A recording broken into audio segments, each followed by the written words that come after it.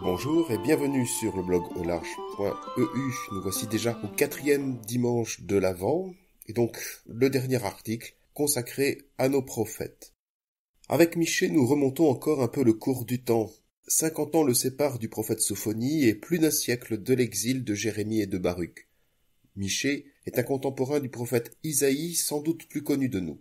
Sa parole résonne donc dans le royaume de Juda, probablement au temps du roi Ézéchias. En ce temps-là, la puissante Assyrie a effacé de la carte, en 701, le royaume du Nord, Israël. Malgré cette menace, le petit royaume de Juda garde confiance à cause du lourd tribut payé à la Syrie, lui garantissant la paix, et en raison des travaux de fortification de Jérusalem. Cet orgueil présomptueux des notables, s'appuyant sur leur propre force et leur enrichissement, exaspère le prophète. Vous tous les peuples, écoutez. C'est ainsi que commencent les oracles de Michée. La parole du Seigneur vient, par la bouche du prophète, condamner l'idolâtrie. Il ne s'agit pas ici de concurrence de culte, mais d'attitude fondamentale.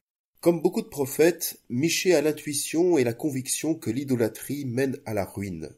Le peuple et les notables sont attirés vers ces dieux agraires.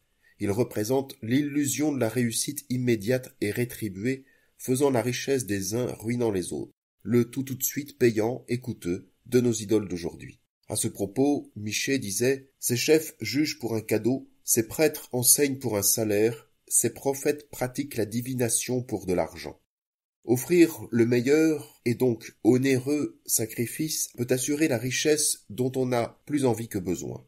L'idolâtrie est toujours empreinte d'individualisme.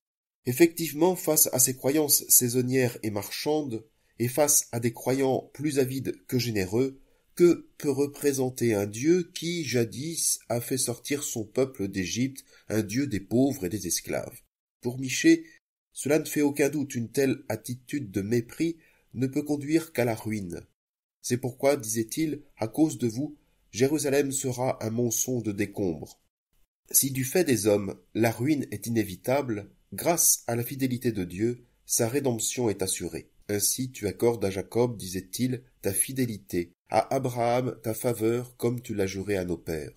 L'espérance du prophète ne s'appuie pas sur une surenchère cultuelle et sacrificielle, mais sur un Dieu qui agit gracieusement au cœur même de l'homme et de son peuple et qui ne renie pas sa parole.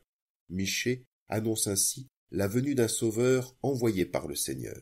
C'est ce texte que nous allons entendre. Ainsi parle le Seigneur.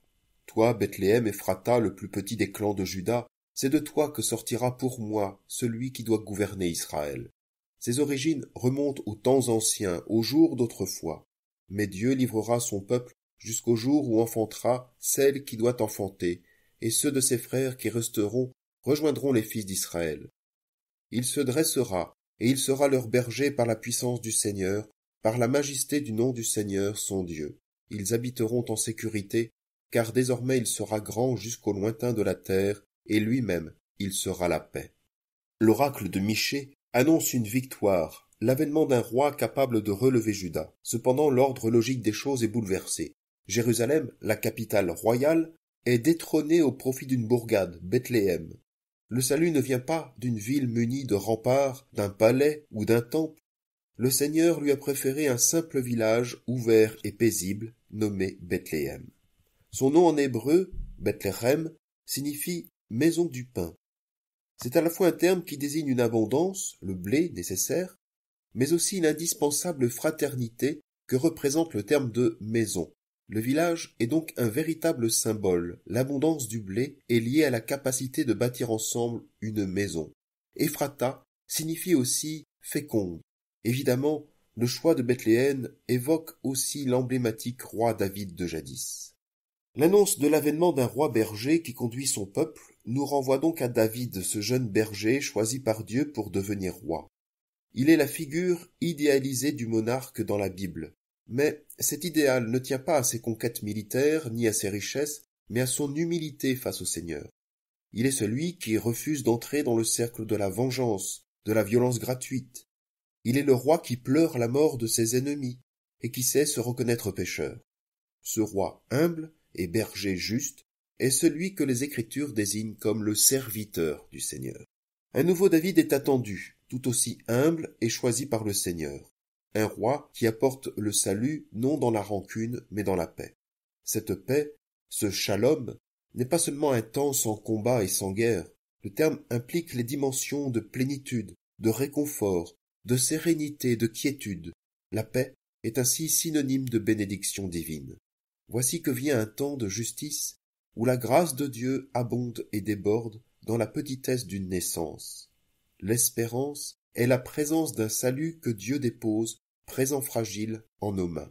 Sa victoire tient dans la seule majesté du Seigneur son Dieu, dont il fera entendre le nom jusque sur une croix, Abba, Père.